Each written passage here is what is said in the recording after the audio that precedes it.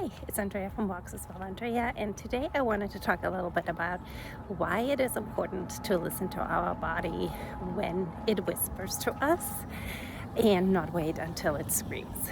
And I think this is especially important when it comes to injuries, especially maybe overuse injuries, because as we are pushing maybe through a program or we're pursuing certain goals, goals are good to have, right? To lift a certain amount of weight or to improve our running time or whatever else it may be. I think there is still sort of this mentality, no pain, no gain. Many of us grew up with this, and many of us still have that. And I find it interesting again and again in my own life that I am very aware of the whispers, and I know that it is important to pay attention to the whispers. And I have certain areas in my body where I am prone to injury, and I think I know what I am, paying attention to, what I'm looking out for, but then in the end, I really don't. So right now, I actually have a shoulder issue in my left shoulder, and my left shoulder has been bothering me for weeks now, maybe even a few months. And the interesting thing is I really didn't pay attention until it got quite bad. I mean, I paid attention a little bit. I sort of did some mobility work. I did pay attention to it, but I didn't take it seriously until it got really painful. And the interesting thing is that I actually had the beginnings of frozen shoulder about a year and a half ago on the right side.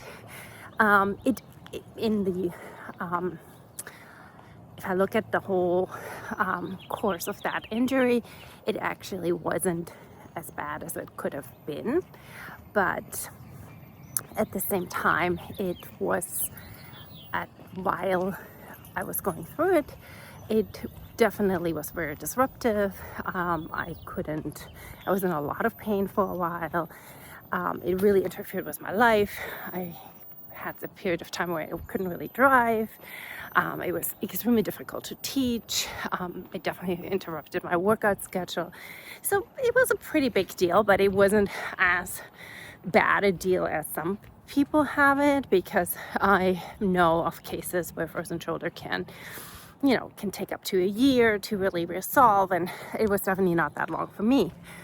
But the interesting thing is, now that I look back on the left side, it actually, all the symptoms started the exact same way as they had started on the right side.